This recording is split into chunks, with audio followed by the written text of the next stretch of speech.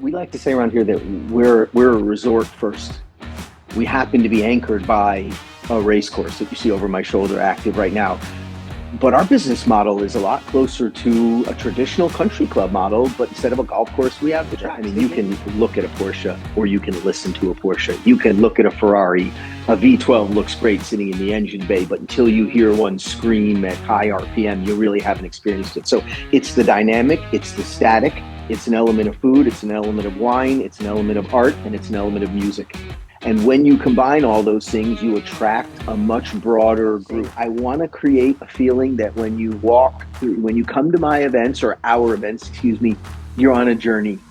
And there's a pathway that you walk through the journey. And I want to add all of the elements we discussed about both the vehicles, but as well as the lifestyle that surrounds it.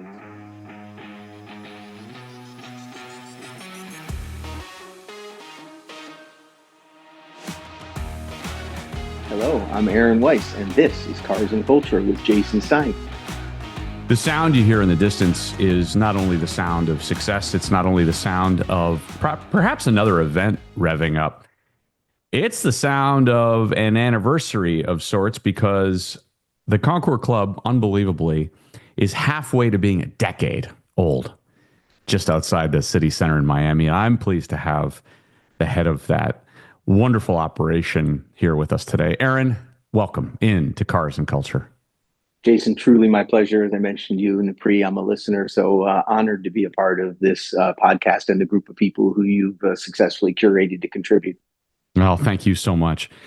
The group of people that make up your membership, although private, is, I'm just going to guess, is probably a who's who. We won't talk about who, but we will talk about the fact that those folks have really helped you build an enormous success in South Florida. Tell me about 5 years. Tell me about how fast that goes by. I mean, you mentioned earlier that it's a blur, which is appropriate because everything at the Concours Club is a blur, right? Yeah.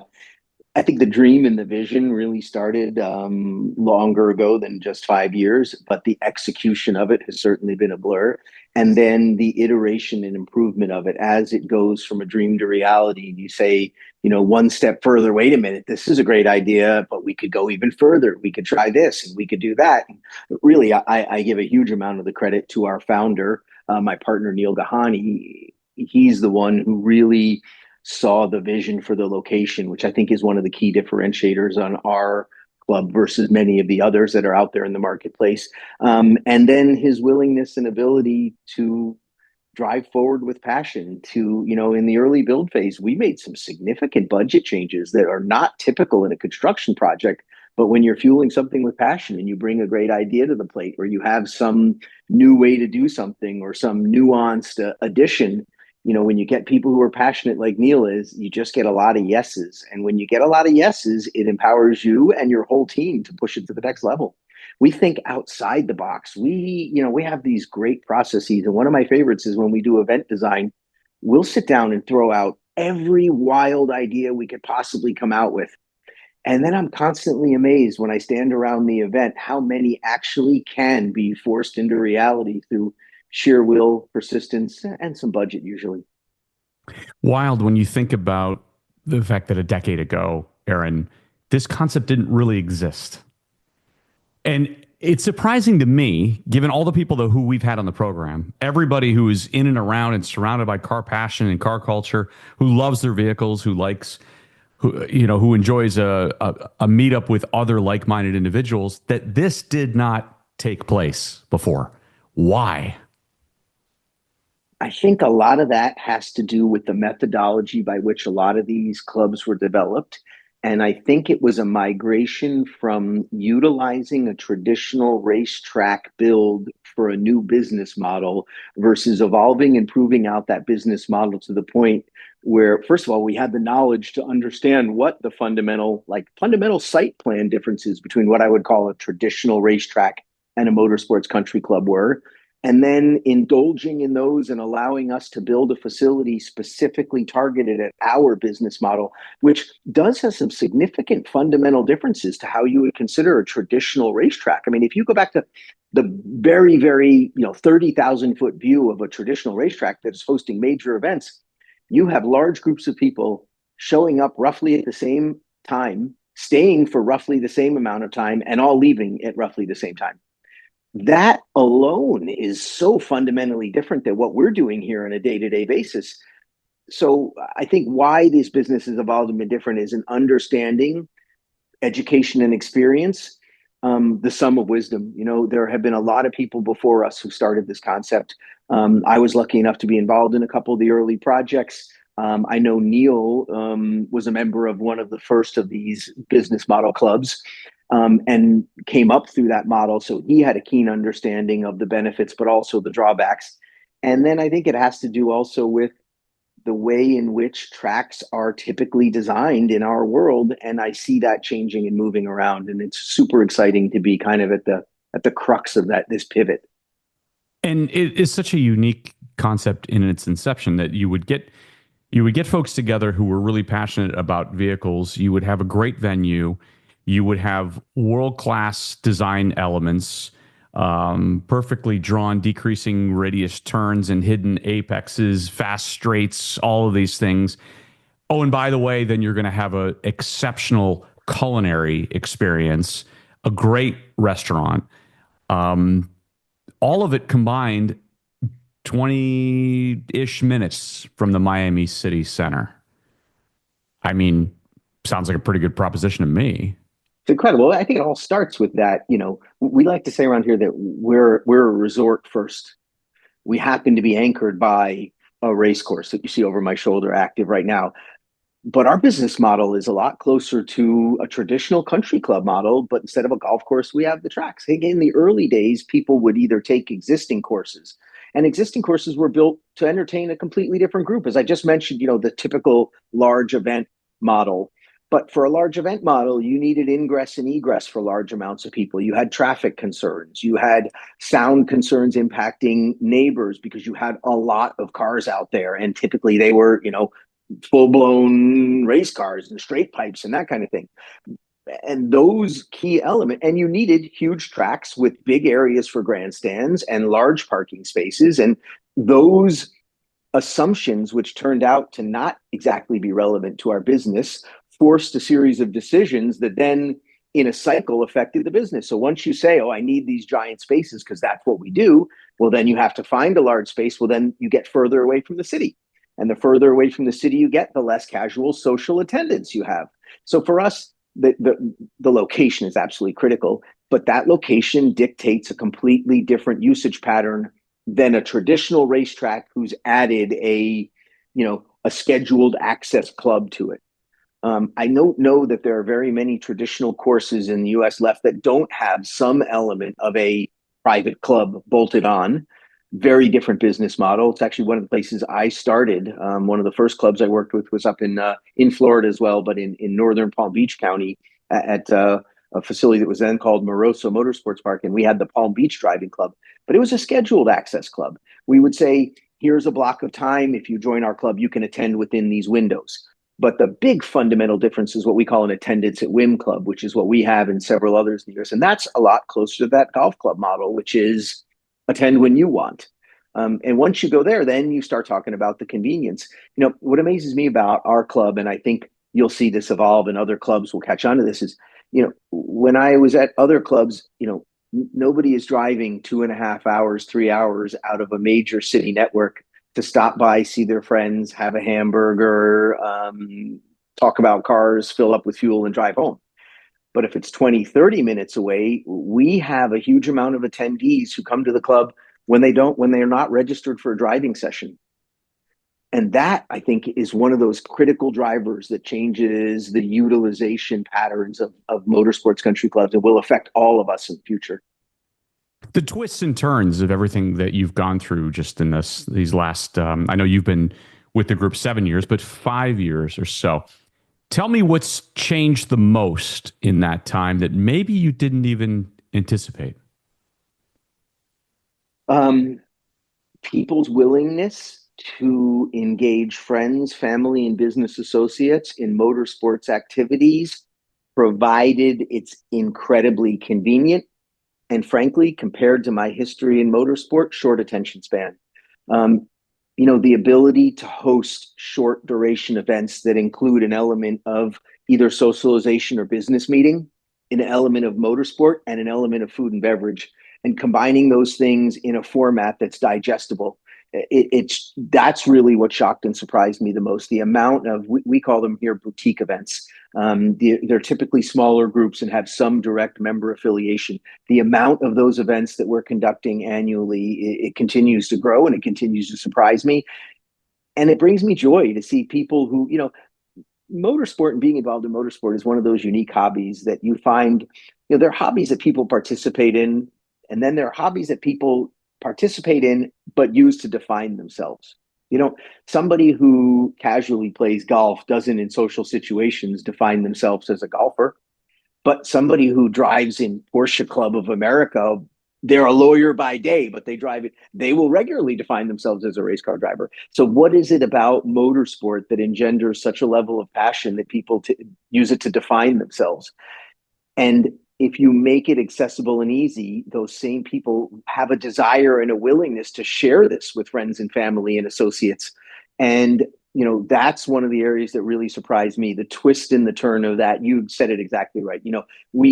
We focused on elements of the course design itself and trying to make sure that we put in corners that taught these techniques and those techniques. And I thought those were the twists and turns, but you nailed it.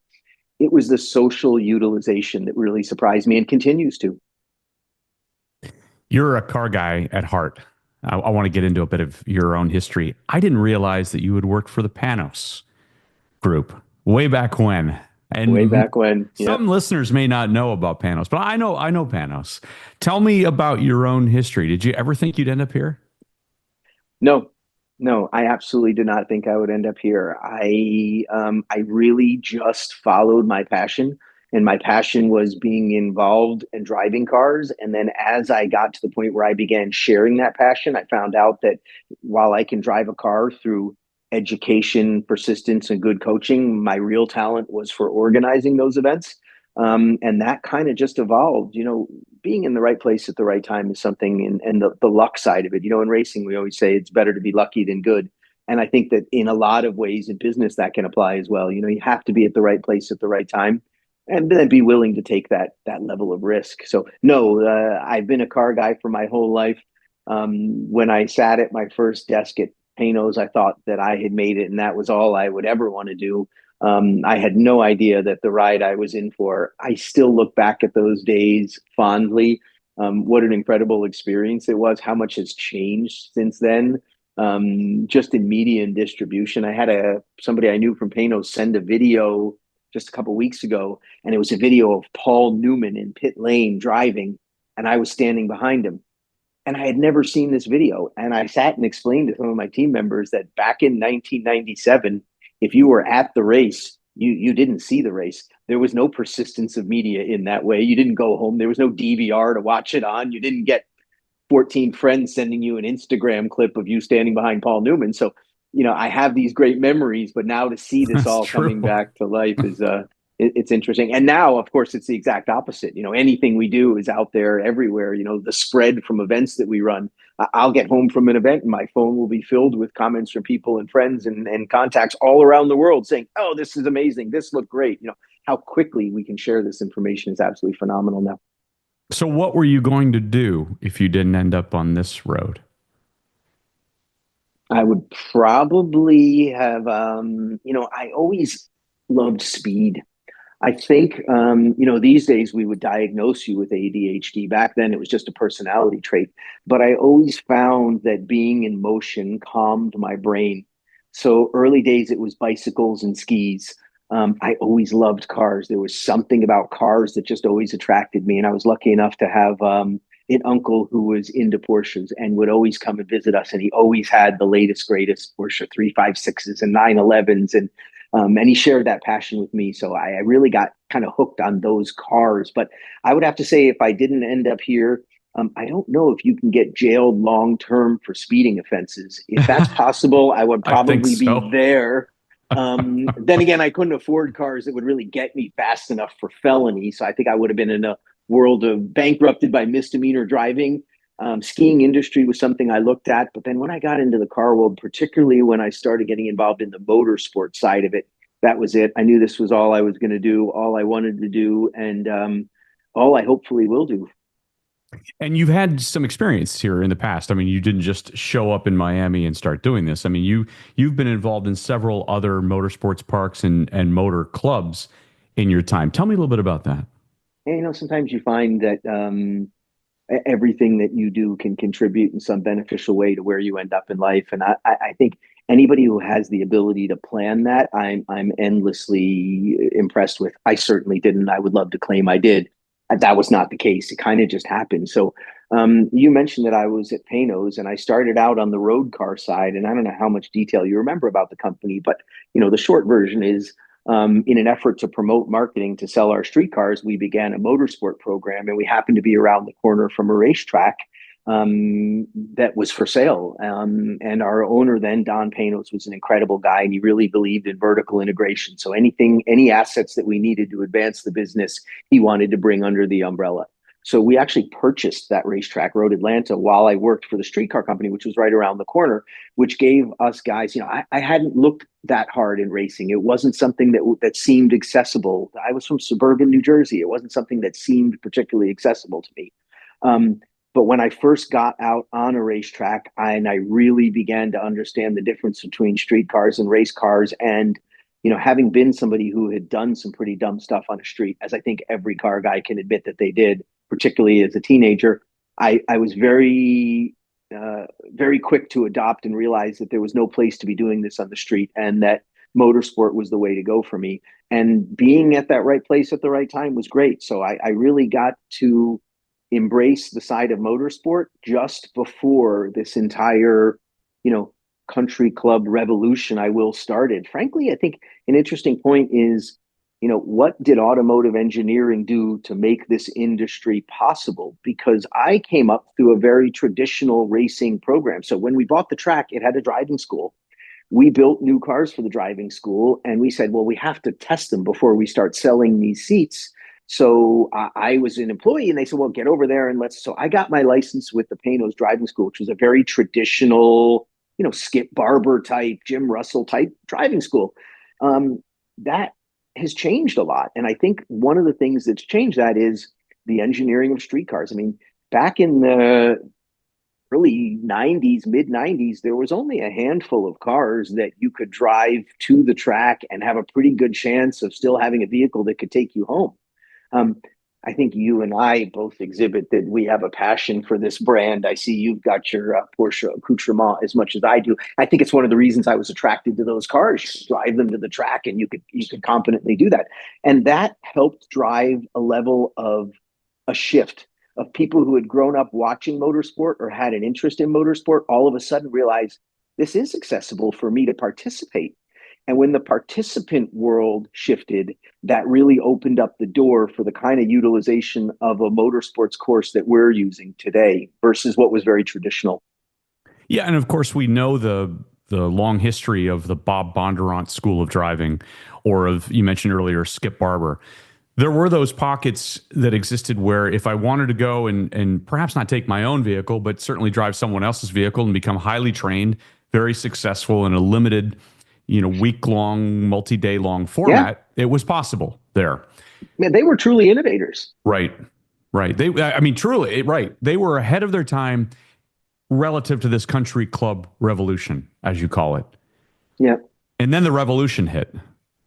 And yeah, I want to ask you a little bit about some others that are out there. We've, obviously talked about it on this program before, but the thermals of the world, yeah, even what's happening in California with the Velocity Invitational, yeah, and this notion of bringing together the best of a culinary experience, or there's a winemaker that's involved, but then there's also music, and then there's also the driving piece of it, or cars on display.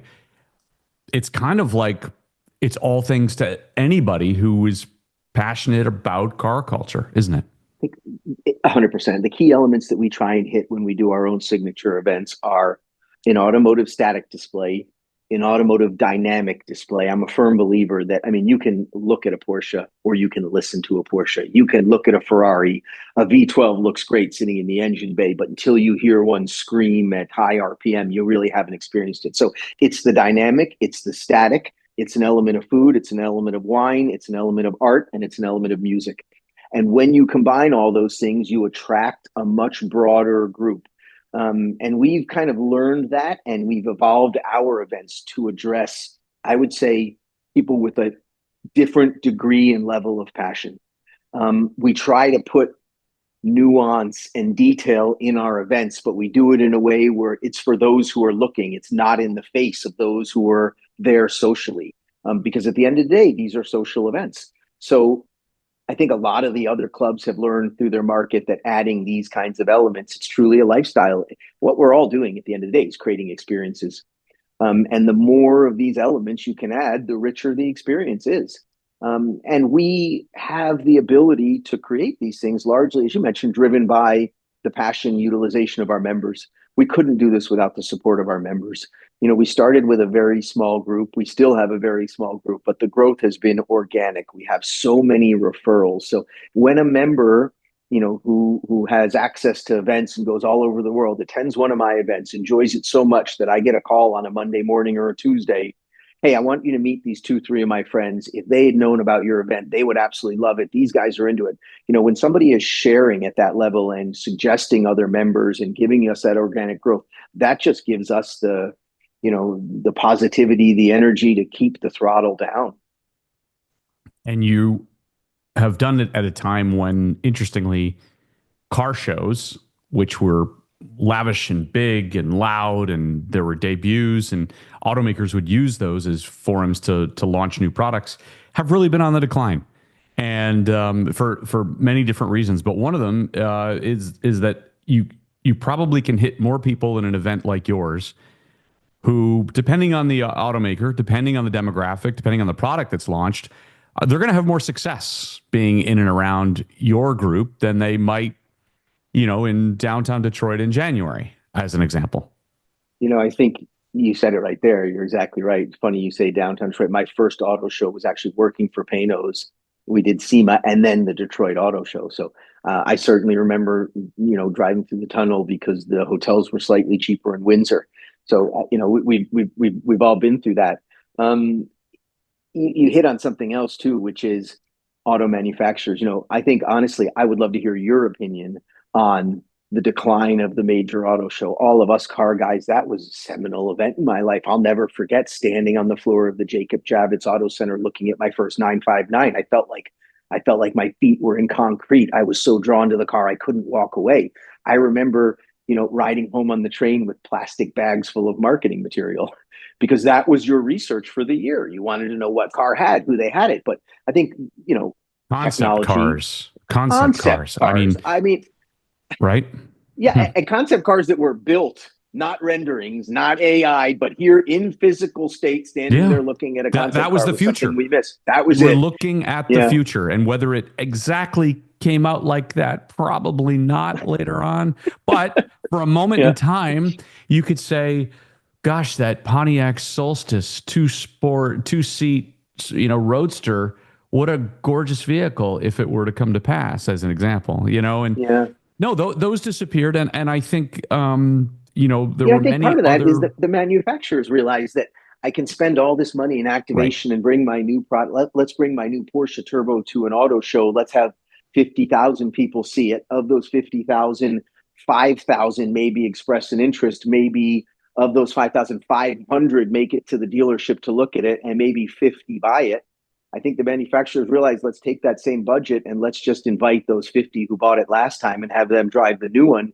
And I think that also was a key element of the success of the driving club, because one of the things that we talk about, and I'd like to segue into, is that our club and every other club, it's a combination of events. I love to have member events. I have an entire series of events. Most of what we do is just for our members, but we do have the ability to host events for non-members. You know, we're just on the cusp of opening up an automotive event center, which is designed by Pininfarina. It's on the south side of our campus. It's completely bifurcated from the member side of the activity. The only resource it truly shares is the course itself. But the ability to host those boutique experience events for manufacturers and others is something that I think a lot of the clubs have taken on as an additional angle for our business. And they're important. I think we've all addressed it slightly differently and we're all learning as we go. But the manufacturer driven business is one of those key elements that allows us to host these type of events as well. Captive audience, great vehicles, high net worth, all of those things. Yeah. Yeah. And Let's again, if talk. we built the facility to host an experience when, I mean, little details like our pit lane is laid out slightly differently than they would be at a traditional track. And one of the things we did is we rethought everything. I didn't want to build anything that anybody said. The only reason they could tell me why you would do it this way is because we've always done it that way. So we rethought everything. I mean, down to reading and studies and history of how the pit wall started. Why are there pit walls in the US? Why don't they use them in Europe? What do you need them? What's the protection? Back to the track designer and having an understanding that some of the elements that a lot of early clubs built in were legacy elements from a Hmm. set of preconceived notions that were no longer applicable to what we're doing on a day-to-day basis. So once you adjust the facility and build it to suit specifically these types of events, you enrich the events to the point where they're even more value returned to the manufacturers and marketing companies who are executing them on their behalf. And we've really tried to lean into that in the design and construction of our new events campus by providing elements specifically designed for this business niche. How much are you studying other places? There's been this global explosion of the motorsport country club world, and the in far Incessantly. flung locations. Yeah. How much are you? Incessantly. Yeah. How much are you going and seeing what's out there and saying, well, maybe we'll incorporate a little bit of that into what we're doing. I wish I had a chance to get out and see them more.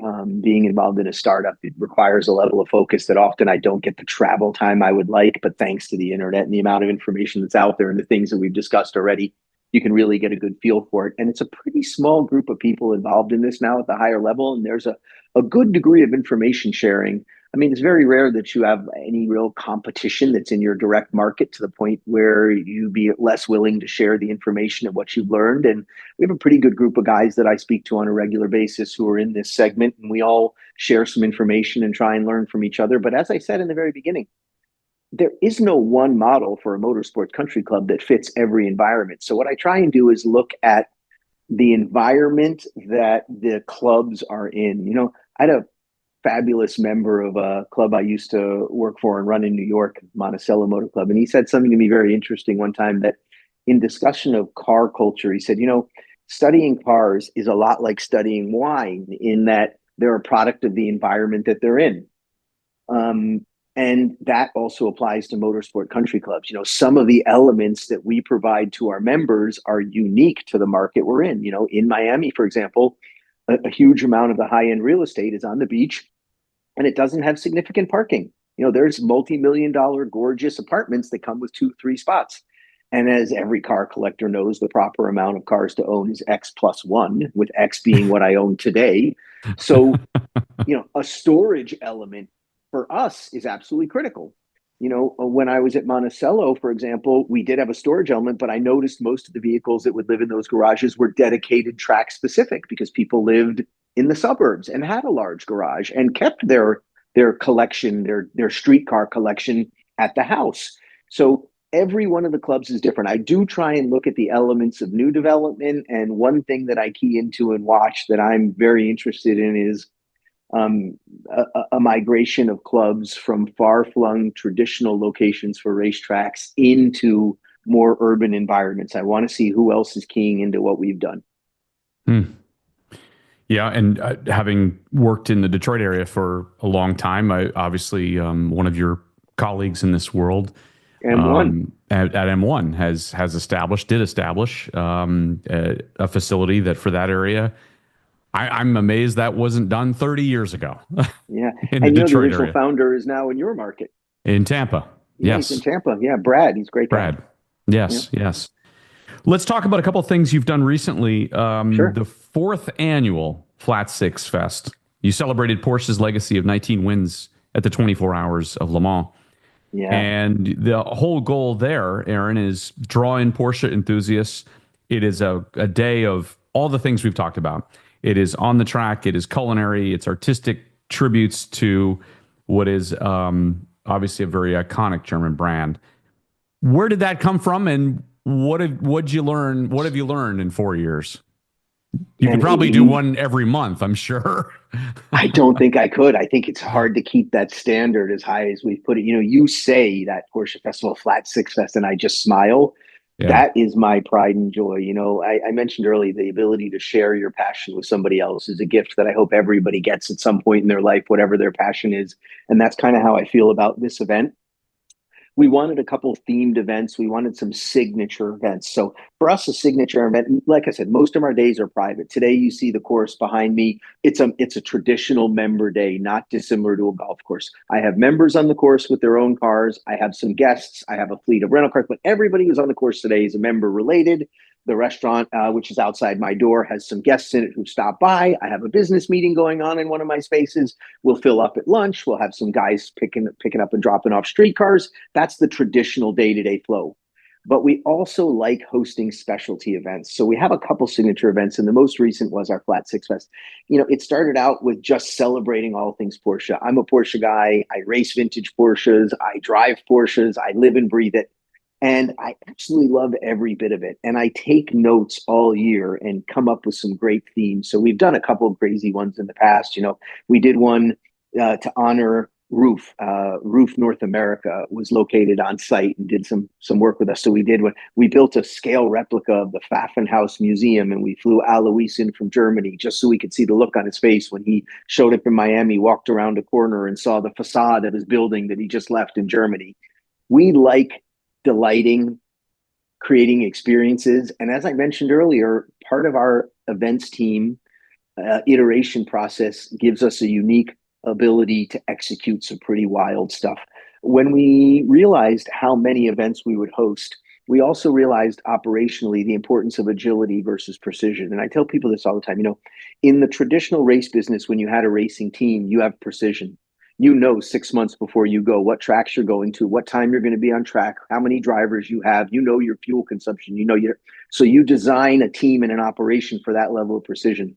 When you're in the motorsports country club business, this is hospitality, and hospitality for ultra high net worth individuals whose lives are very fluid, very dynamic. So for me, it was important to be agile. So to that end, we brought in-house all the resources we need to design these and execute these kind of boutique events. I have a full events team on house. I have our own assets. We have our own staffing. And then we have a great network of resources locally that we can use to scale up for these. So we like to show off what we're capable of and indulge in something. And if you do something with passion, I think it comes through. So for the Le Mans theme, you know, I was so proud of what they've done in their racing, and to see them back in this new 963 at the front of the field is something that I just thought was super cool. So we basically sat down at this dream table and we throw out a bunch of crazy ideas and then walk away. And typically over time, those crazy ideas can come to reality. So, you know, I always start out saying I want to create a feeling that when you walk through, when you come to my events or our events, excuse me, you're on a journey and there's a pathway that you walk through the journey. And I want to add all of the elements we discussed about both the vehicles, but as well as the lifestyle that surrounds it. So for this year, it was a Le Mans Honor event. We built in the pavilion of our new event center the facade of downtown Le Mans where scrutineering occurs. And we have some friends over at Revs Institute, the Collier Collection, who kindly loaned us a 1960 Carrera Abarth that was a first class winner for Porsche at Le Mans. One of Wow. our members has a 911 with Le Mans race history. He loaned us that car. And then the cars just started showing up out of the woodwork. So we had a Le Mans theme display. But as I mentioned earlier, I think it's not a car show unless you can hear the cars as well. So we added to the group 2 races. I wanted anything Porsche that was a legitimate race car for members, and we invited some guests who had some unique cars, and we split them by year. I don't think any Porsche person needs any explanation why I chose 97, 98 as the break point. You know, we had everything leading up to there and everything after. And, you know, the event has taken on a life of its own. In the early days, people would say, oh, it's your Porsche event. Now people say, oh, it's Flat Six Fest. And I think we've now through the success, gained a little momentum. It wasn't as hard to draw cars as it was in the early years. And we had some spectacular stuff. One of our local friends, was actually up in your market, brought out a gorgeous 935 Whittington Brothers Porsche with history and drove it in our event. I had an unbelievable 67 911S that was Michael Kaiser's car, the original speed merchant, his Right. car, historic. And the Wow. list goes on and on and on. But that's not enough. You have to have that element. But the food, I've been lucky to travel the world and do some driving events. And you spent a stint in Germany. So this may relate to you. I had mentioned to the team that I think two of the favorite things that I'd have from Germany in my book were Porsches and Haribo gummy bears. And I commented that when I attended several events in Germany, one of the things I liked was that, we have hot dog stands and cotton candy. They had a Haribo trailer. And as somebody Right. with a sweet tooth, the team went above and beyond anything I can imagine and built a Haribo candy room. It was like some sort Wow. of sugar fueled fever dream. It was fabulous. And I particularly enjoyed watching the age range of people who enjoyed that. And the gummies are not just for kids, but we also brought in music. We had a live band playing. We had a 70s themed room because we've seen this resurgence of resto mods. So, sure, I could just bring in some great resto mods and display them. But to enhance it, we wanted to create a 70s vibe. We had a 70s band in there. We had 70s furniture in there. A little inspiration from Goodwood, understanding that automotive experiences are cultural immersions. And if when I like and read about history, I find myself with my library of books gravitating as much to the photos of the pit lane and the crowd as I do to the cars on course. Because the cars on course we can still see. But I love the cultural snapshot of these historic photos of what people wore to the track and how did they service them and what were the tools like. And so anytime I can, and that's what creates that sphere that finishes these events and gives them the depth of color and flavor. So adding any of these cultural elements is something that we found to be a successful thing. Like for example, at Le Mans, one of the biggest group of attendees, as we all know, are the Brits. They're hugely loyal fans. They drive across the channel. They typically, a lot of them camp out. They drink a significant amount of beer. There's a little reputation for them heckling. And I mentioned to my team that I thought it might be funny to have. I wish we could find some Brits to come and drink. And my team found them. A member of my team had worked at a friend up in Disney, and we ended up with these four Brits actors, professional actors, dressed as soccer motorsports hooligans with tents that we put up for them, drinking beer all day and heckling our fans. It wasn't an element that we pushed on everybody, but you could clearly see those who knew. Yeah. And a couple people just go, I don't know, that's kind of a weird mix. How did those guys end up here? And we just let that be. But those who've been to Le Mans, who understood it, really appreciated that level of detail. So the show incorporated all of that. We even brought in our master sommelier. I believe we're the only motorsports facility in the world that staffs a full-time master sommelier. So we had a little area there where we carved out a tasting experience. It was a social event. Not everybody was driving. He brought in a series of wines that are from the area of France where Le Mans is, and you could sign up, take a minute, go in there. And I think it was a 30-40 minute experience with directly 4 or 5 people with our master sommelier and taste some wines from that region and hear about that region. And, this combination, we had Manu Campa fly in from Madrid. He's a leading Porsche artist. I don't know if you've seen his stuff. If you haven't, I Yes. apologize for Yep. what I just did Yep. to your bank account. Yeah. His hyper realism is phenomenal. We brought in a guy named Knock, who we learned about on the internet, a young Austrian guy who just has some fabulous Porsche and Ferrari art for this event. He brought his Porsche, and he's got a really unique urban kind of look. His kind of basis, a lot of his models are mounting Porsche elements onto formats and creating art from there. So we combined all of this in the Porsche Festival, entertained a lot of friends. We even had a kids race with a Le Mans start. I mean, how can you honor Le Mans without a Le Mans start? But, Right. as after 1970, we can't really do that with cars anymore. So we brought in a local partner with some electric cars for kids, and we had them in vintage suits. And it's a family experience. And that's not just our events, that's our club, because as I said, it's a country club, and country clubs are about family. And if we can entertain the entire generation, I think people are going to spend more time here as they do. So we always try and also add an element for multiple generations. Aaron, you mentioned various cultural elements. There's a cultural element that has since developed not far from you in the last 5 years, and that is Formula One is in your backyard. And I know that what you've done is really used the facility, incorporated the Concours Club into it. You had an exclusive pavilion at, I think it was turn three. You put in swimming pools there, but use the energy, I think, from the phenomena that has occurred in the last 5 years, uh, and channel it back into what you do. How important is it to have F1 up the road every May?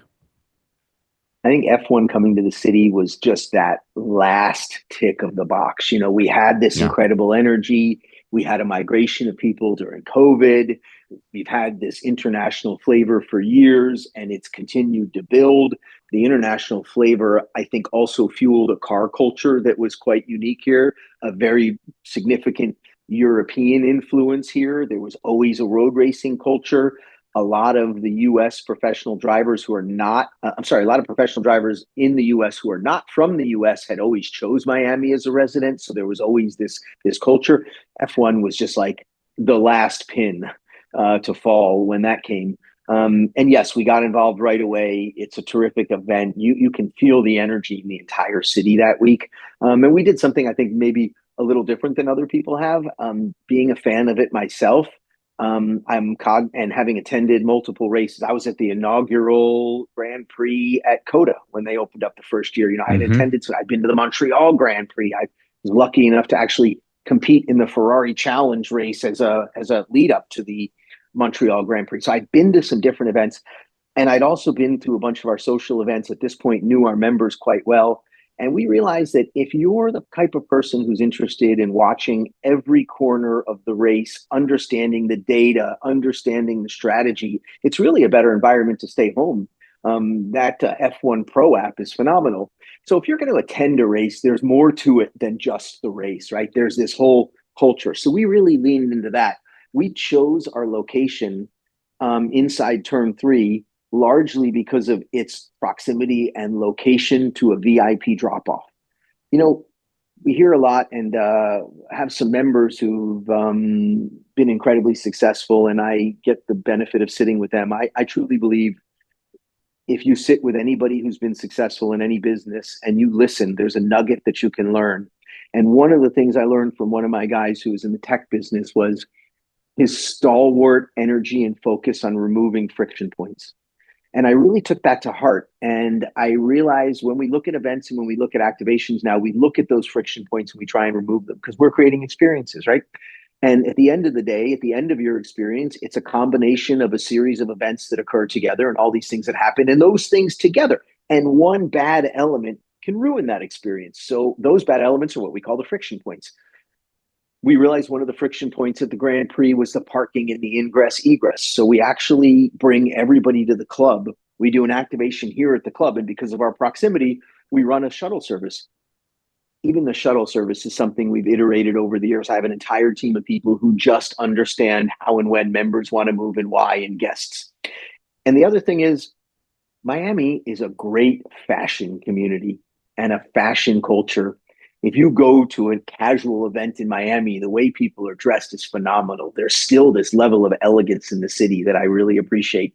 But I also notice little things like footwear. I could imagine bringing my wife to an F1 event in an air conditioned suite and a pair of high heels and saying, well, we have to park in lot C and walk 4 miles to there, and it's Right. 85 degrees out and it may rain. So we picked the location largely based on the shuttle drop off area. We wanted to make it comfortable and relieve that friction point of ingress and egress. We built a over the top suite that is an exact theme that matches our in-house restaurant Verge.